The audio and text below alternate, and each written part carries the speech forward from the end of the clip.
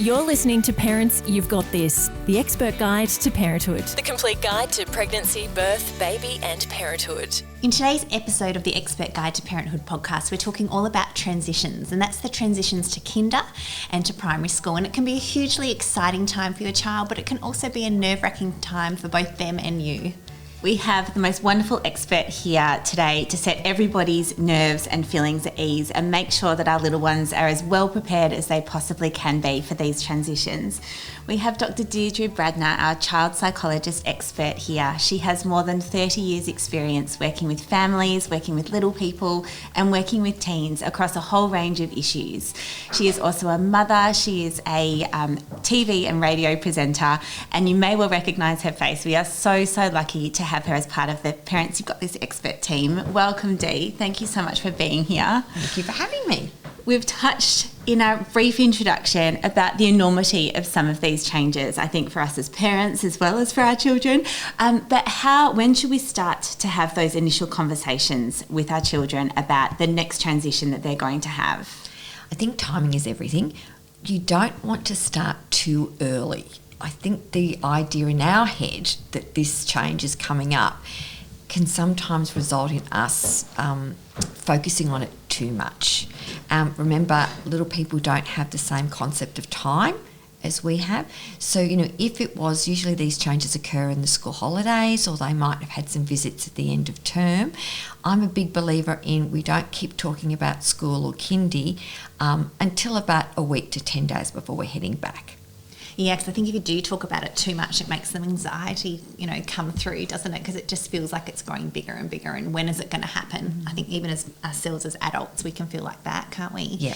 So is there any particular language we should be using when we're talking about transitioning to kinder or primary school? I think being positive and matter of fact. I think trying to oversell it can sometimes just be too overwhelming for them. It's being the idea that, this is what's going to be happening, this is what we know it's going to be like. So short, positive, practical descriptions of what this transition is going to look like. What are your top tips, Dee, for little ones transitioning to kinder? So making sure that they are familiar with the environment. And by that I mean, not just for their orientation visits, but going for a walk past that place, going for a walk past kinder if they can during the day when children are outside, or even on the weekends when it's quiet. So the more actual visual experiences they can have is really important. And having a routine up, a visual schedule up of what their day is going to look like when it's a kinder day is really helpful. And what about primary school and high school? Would you transition, the same way? Would you talk to your kids the same way about that? It's not very different, actually. So the more familiar they are with the environment, the better they're going to feel. And again, particularly with primary school and with secondary school, remembering that even though this environment might have a different name, it's still going to involve teachers, it's going to involve learning, and it's going to be involved with being with other kids your own age. And focusing on what we know that's familiar and trustworthy is really important to helping them adapt to this new phase. What should we expect, Dee, in those first few weeks as our little one is transitioning to kinder, first of all? So, fatigue. Yes. Okay, that's going to happen. Tears. That's going to happen. And it doesn't mean that they're having a terrible time. It's just them coping with the overwhelm and overload. With kinder children, be expected to not hear very much about what happens there and be comfortable with that. I think that we are desperate to know what happens behind that gate, and you will get that information throughout the year, but you won't get it to start. So please focus on being patient with their sharing. It's so true. You pick them up, you're like, what happened? And who were your friends with? I think it's just like almost our anxiety wanting to know that they're safe and okay, isn't it? But they're so tired, they can't, I pick can't them remember. up. That's right. I don't know. Yeah, stop talking. Yeah. And so what about, school? Is it the same? How long does it take for them to transition to school? school, it's pretty much the same. There will be a higher level of fatigue for your children as they start school. But also what can happen is you can get a little bit of an increase in what I call ratty behaviour. Because they're tired and they're overwhelmed and overstimulated, they sometimes don't know what to do with themselves when they walk in the door. And so remember to be patient, to have some calm opportunities or some transition opportunities between home and school. So it might be stopping at the park to go on the swings. It might be, sitting on the couch and, watching their Bluey episode, or it might be just going outside and, bouncing the ball against the wall. Allow for a transition time when they walk through the door to give them chance to adjust to being home. What do we do, Dee, when there are some inevitably bumps in the road?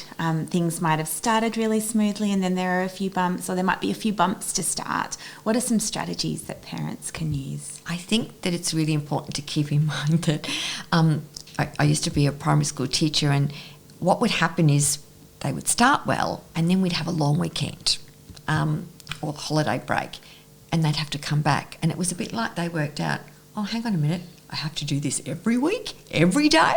And that's often when those bumps can start. Bumps are to be expected. They're to be navigated. And it doesn't have to all be terrible. So starting to work out, listening to your child, if they can express what's happening, having conversations with school or teachers, or even with other parents who might have an idea of what's happening in the classroom or in the kinder setting that's troubling your child. Yeah, that's such a good tip. And sometimes I think when they start kinder, particularly, they have to learn new skills, isn't it? Sometimes it's the first time they've ever had to open a lunchbox or put their own jumper on. Do you have any tips for helping our children? You said not to talk about it too much. What do you do sort of just the holidays before they're starting? I'm a big believer in not making too many things new. So if your child has been in childcare or they've been at school and they've finished up at kinder, use the same lunchbox. Doesn't all have to be new. And I like to start, I call it trialling our snacks. So, the week before school starts, start having lunch out of a lunchbox and give the reason what I'm trying to work out what you might like in your lunchbox this year. Let's practice. So it gives twofold reassurance, familiarity, and maybe finding out what's food they'll actually eat that you're not throwing out at the end of every day. That's right. And also too, I think it's so hard for them to learn that they've got to eat at intervals, because at home it's like the open pantry, I'm hungry, eating different snacks, and then suddenly they've got to wait a long time. That takes a lot of training, I think. It does. And learning to eat when you're talking. People forget that skill, and it's really an important one, particularly for kinder and for primary school, because often that's the time when you're sitting with your friends, at the table, outside on a bench, and you've got to engage in that conversation that you want to, as well as work out how to get that food in your mouth and down. Dee, what would you suggest that parents do if they're a little bit worried about their child's transition? You mentioned at the beginning it's great to be in contact with the educators. How involved should parents be, and when should they take that step and get involved if they're not sure what's actually happening at school or kinder? I think wanting to make sure that you've got a knowledge of how the kinder setting or the primary school setting runs. So going along to those parent information sessions, or whether they're on video, virtual or real life, is really important. Remembering that your teacher or educator does want to support your child and does want to support you. So always starting with what your child is liking about the experience and what they're finding challenging, and getting some feedback about what changes you can put in place at home, or letting them know and being aware of how your child's perceiving a situation, because often it could just be one thing that needs to be changed in that interaction for your child, and it's a game changer, and the experience of learning becomes so much more positive. Yeah, and that makes me think about it. My son, when he came home from kinder, said, I didn't play with anyone all day, and I'm like, oh my gosh, all day he's lonely. And then I talked to his teacher and she's like, oh, that might have been 1 second in the day, but for them, sometimes those big feelings can feel like the whole day. When they start school, Dee, how do you help them make new friends? Often when they're transitioning to kinder or school, they have to do that. And even as parents ourselves, it can be hard when you're meeting a whole new parenting cohort. And we often have our partner there, so we've got a wingman. How do they go when they're going it alone? It's so emotional as a parent thinking about them waltzing into a classroom full of new people. So starting with, if you get the class photo, it's usually done at the beginning of the year, super helpful. But I like to have, the same name game.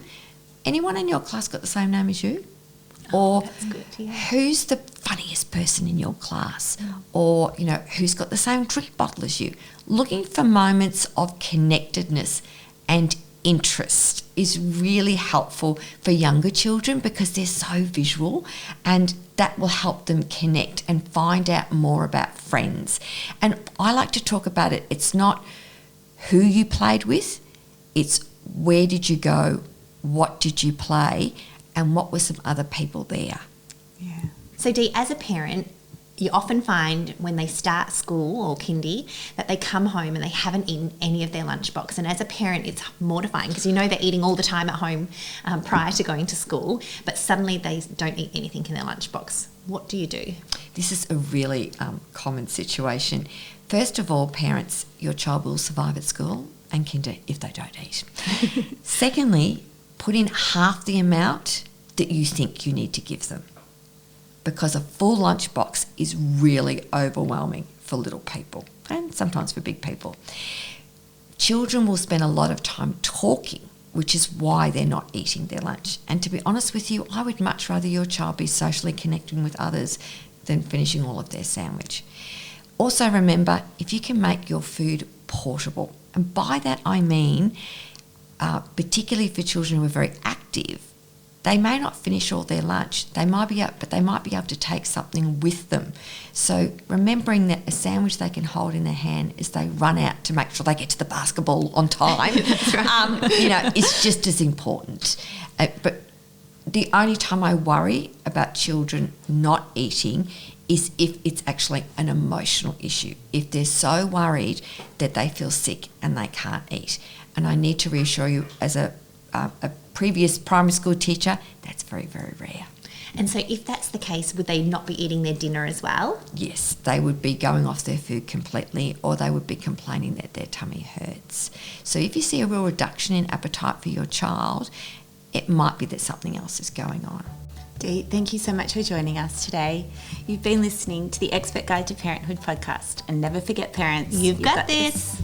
Join a Parents You've Got This masterclass today to be prepared, excited and educated for pregnancy, birth, baby and parenthood. Visit www.parentsyou'vegotthis.com.au and sign up for a masterclass today.